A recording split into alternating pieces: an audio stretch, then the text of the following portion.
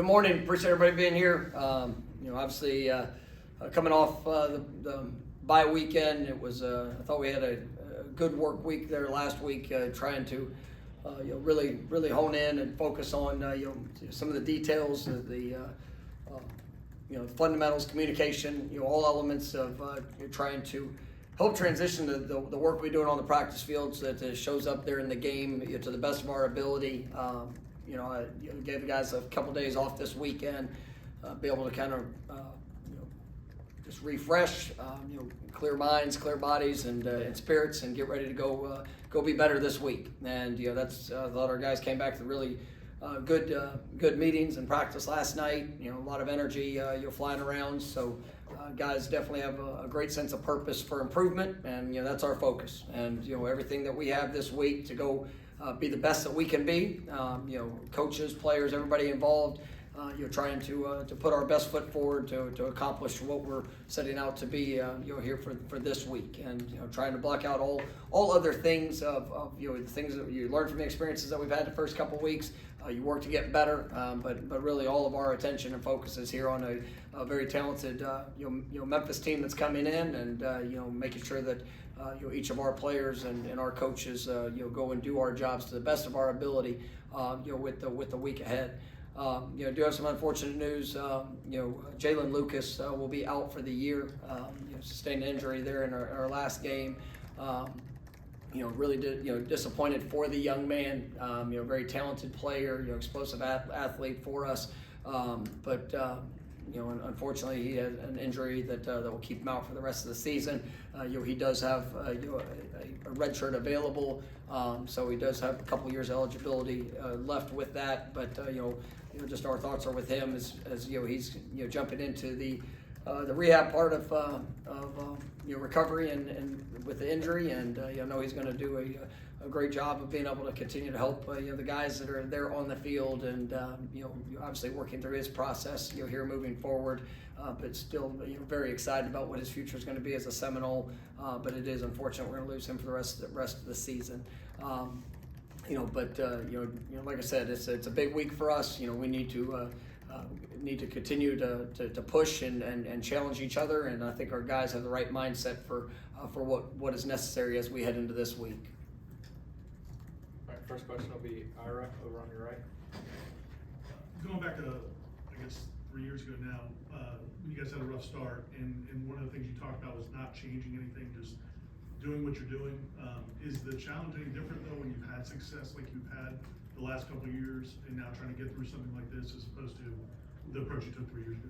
It's all It's funny because we have a good number of guys that have been here through that journey, and some guys that just about every position group has at least a player that was here during that time. And but when you reflect back to that, there was we're still at the very beginning stages, and it was probably a bigger leap of faith then to stay the course, to trust the process of what we were doing than what it is now. And we understand what, how, and the steps necessary for us to go be successful. That's got to translate. That's got to translate better from how we're practicing, for what we're doing in our preparation, for that to be able to show up there, on the course of the game. And I think we've all been out there. We've all seen it. We've seen the ability that our guys have shown in preparation. But for whatever reason, we have not been able to translate that. In the course of our first two games as good as it can be. And there's some elements of our consistency that need to be better, the details, the fundamentals, and then guys cutting it loose, playing fast, playing free, and going to just enjoy playing this game. And I do think there's been some moments just due to whatever situation, circumstance, where we played tight, where we've kind of pressed a little bit. I think that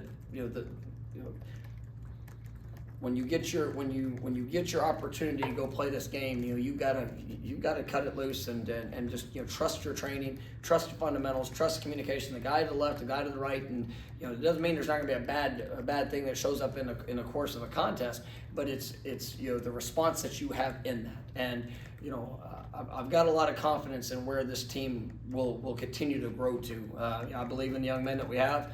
believe in what we're asking them to do, and it's building them for that moment. And so I've seen a good response from our team in the last week and how we've worked. I mean, everybody's disappointed, but ultimately it's disappointed knowing that we haven't played our best, and that's where we got to go take the step. So it's not there's not wholesale changes to what we're doing. Our guys believe in what and how we do it, but obviously we got to execute that, and we got to help that translate there to the course of the game. All right, we'll go to Jordan, third row on your left. Coach, you mentioned the word pressing multiple times over the last couple of weeks. Is that something that's contagious in the locker room? And do you think over the bye week you're able to figure out, what the issues were? Is that a confidence issue? What kind of comes with that? I mean, it's I think a lot of elements can pour into it. Obviously, if you start a season, nobody goes into a season thinking, oh well, hey, here's the struggles that are about to show up, or this is going to be the adversity that's going to show up, and you have a picture of what you want it to be individually, as a group, as a offense, defense, special teams, and then collectively as a team. And when it doesn't go that way, or if you face adversity, it's how you respond in that moment. And to say confidence, sometimes I think it's guys going out there and want to do everything in their power, I would say almost not to lose, or to not to not miss a tackle, to not miss a throw, not miss a not drop a ball, or whatever that case might be. But ultimately, it's you're flipping that mindset that, man, you've trained, you're prepared. Go make that play. Go cut it loose and enjoy the game that we get to be a part of. And obviously you'll learn from every experience that you have. And so I think that showed up a little bit more this last week, and different dynamics in the game that kind of play to that sometimes. Well, we struggled early on third downs, on both sides of the ball, and then all of a sudden they have extended drives. We're quick off the field, and then you look up and you feel like, oh man, I've got to do this, I got to do that, or you just play a little bit tighter than I'd say tighter and more hesitant, in those situations. And I've talked to the team about that, and that I want to see them go play this game. And we're playing a very talented team this week. One that I think is definitely a top 25 caliber team. As they come in here, and so they're probably going to make a play or two in this game. And when that happens, where do you go in that moment? I mean, that's part of college football, and being able to respond to the adversity. Also, when things are going well, responding to the success. And so I'm excited to watch our team in their preparation. I'm excited to see them take that to the game, and then just cut it loose and go play. All right, we'll go back to your right for Peter. Coach, with the loss of Jaylin Lucas, does that will lead an opportunity for your young running backs to step up and fill his role? Yeah, I think you look at guys, some of those younger backs that are going to have probably more opportunities. Mekhi Danzy has moved up, and now he is practicing with the offense. He's been on the scout team units, getting him a couple more looks to see if as he grows and progresses throughout the season, if there could be opportunities there. You've definitely been very excited about what I've seen from him. We've got some of the younger backs that we're going to continue to look at. I've been really pleased with those young guys' development. Obviously, Cam Davis has got a chance to get out there and make some plays there in the first couple of games. You've got guys like Sam Singleton, Keziah Holmes, that I do think have really good potential and ability, and so it does I'd say force and open the door of opportunity for some of those guys, and they got to be ready for when their number's called. We'll stay over there for Ira. You talked before about how the quarterback obviously gets most of the credit when things are well, or blame if it's not going well. Can you kind of just evaluate big picture how DJ's playing, and how many of the miscommunications or errors that are happening during the course of games are on him versus? Yeah, I mean, I'm not going to get into specifics on pointing, but there have been issues, and I say issues. It's not pointing to one person, to one group. I mean, I think that we have to be more consistent, overall as an offense, and there's been times where obviously he's been on point. Maybe we're a couple yards too deep on a route depth, or maybe there's a protection issue or there's different elements. Obviously, like I mentioned in the game, there have been a few missed throws that he's had, and whether that was due to a drop or progression. I mean, I think those are all opportunities for us to get better, and it's definitely not been all on him. I've really liked his mindset and his approach. He's got a lot of experience, and he understands how to play the game. He understands how to respond, to good, and obviously to responding to some of the challenges that showed up. And I think he's brought the right attitude and approach to what we need and to what we need to continue to do as this offense is growing together. And we all have to be better. Myself, all positions. That's part of us. Continuing to forge the identity of who we are, and then just the consistency of our execution. And like I've said, said it coming out of the last game, I've got to do a better job of putting our guys in position to go be successful, doing the things that I know that they can do, and that's got to translate on game day. We'll come left front row for Chris. How long do you expect to be without Jeremiah Byers, and how did Jaylin early do his first real heavy? Yeah, we'll see. We'll see how JB progresses. Not expecting that to be long term, but we'll see where that looks like as we go into the rest of this week, and if it happens to extend beyond that, what that looks like. I thought Jaylin came in. This was his first extensive meaningful reps. Obviously Rob was able to start, but you're still working through so his situation just coming off of fall camp, and we knew Jaylin was going to play, and still expecting Jaylin to be a part of this game and get his opportunities. But I thought there were some good things, and a few plays where trusted his technique, make sure he's playing with his eyes, that where he can be better. But all in all, I thought Jaylin had a solid kind of first outing where he got extensive reps. We'll go back to Ira. I know we'll talk that out also, but defensively, could you quantify where some of the lapses have been in terms of not being able to get off the field, third downs, things like that? Yeah, there's been a few. It's been kind of a big picture approach. Obviously, last week there was a few times where their quarterback did a great job of being able to extend and try to make play, and made a play to be able to extend drives. There's not been just a ton in the drop back passing game that we faced in third downs. We've played back-to-back weeks have faced quarterbacks that are extremely mobile, and whether it's a quarterback run read option game in that it definitely adds different elements and challenges to it, but that's something where we have to continue to be better. There's not been just a whole lot of straight drop back game where we've had these huge communication busts. There's been a few elements where we got to be better in just communication and making sure that we're on point with the specifics in the passing game. But ultimately we got to make sure we're stopping the run. We got to be obviously accountable to our gaps and making sure that we're doing a good job of when we have somebody with an opportunity to make a tackle, whether it's open field or in short spaces, that we get them down and you'll be able to get off the field during those situations. But that's our big focus, and we know we got an offense that's coming in this week that is very multiple. They obviously got a strong running back.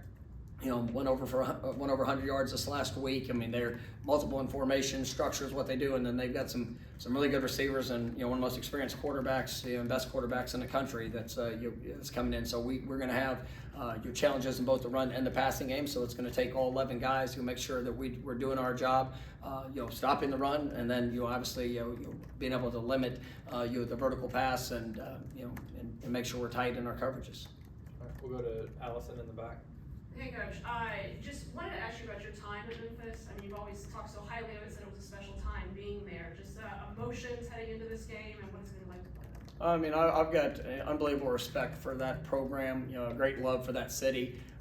It was truly a wonderful experience when we got to live there and got to be a part of that program and continue to try to push and elevate it, really to where it is. And I do believe it's one of the top programs in the country when you look at the success that they've had, that they've been able to sustain. Ryan, Coach Overfield, he's done a great job with the program, continuing to push it on the trajectory that we were on.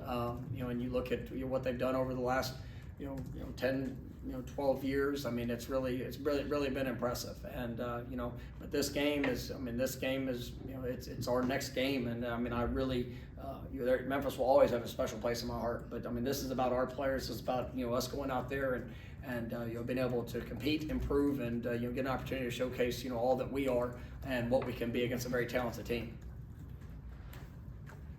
We'll go back to Ira. You guys were able to go on the road recruiting as a coaching staff. What kind of messages are you getting from recruits and sharing with recruits as you go out? Yeah, obviously, being able to go out, it's you trying to utilize the bye week to get out and see guys, guys that are either committed to us or guys that we're continuing to evaluate for this year or next year's classes, and obviously, nobody's excited about how we start. I'm talking about ourselves. So we're not excited about how the start of the season has gone. But obviously we know where we're headed, and we have a tremendous amount of belief in the guys that we have and the guys that we're bringing into the program that's going to continue to help us ascend to ultimately where we want to be. And there's great excitement for opportunity, and ultimately a belief in where those steps are necessary for us, and for these guys that are going to come in, the opportunity to be able to impact and continue to push this program forward. So the message hasn't changed a whole lot in regards to that, and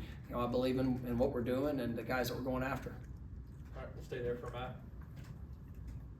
How much does it help that you finally have a normal work week, and now that menu of what you're looking at on the opponent is so much smaller because you actually have film? Yeah, and that is something I'm grateful for. This week is a more regular week for us, and so it's good getting started last night, and being able to see at least a couple of games. Watching Memphis from this year, getting a sense of the personnel, how they're utilizing the personnel. Like I said, it's a talented group, and we know that still early in the season. I mean, they've won both their first couple of games, really handedly. They haven't probably had to dip a ton into the menu of things that they do. Very well coached team, and so and we fully expect that we're still going to see different elements of things schematically, but it is good to be able to get a better sense of how these guys have aligned, and how they're being utilized within the course of the offense, defense, and special teams. We'll go to the back right for Aslan.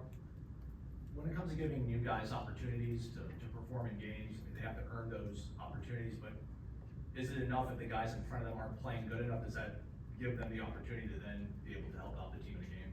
Yeah, I mean, our job is to play the players we believe are going to give us the best opportunity to go win games, and we want to continue to push to see that in game. We want to continue to see that in practice, but it definitely has to be earned, and obviously we're going to continue to push at every position to see that, to evaluate that, and obviously work to see that show up on game day. All right, we'll go to Peter. Coach, I know you mentioned about preparing for Memphis. Well, talked about having to get a chance to see Ryan Silverfield again. I had a chance about seeing Ryan Silverfield again.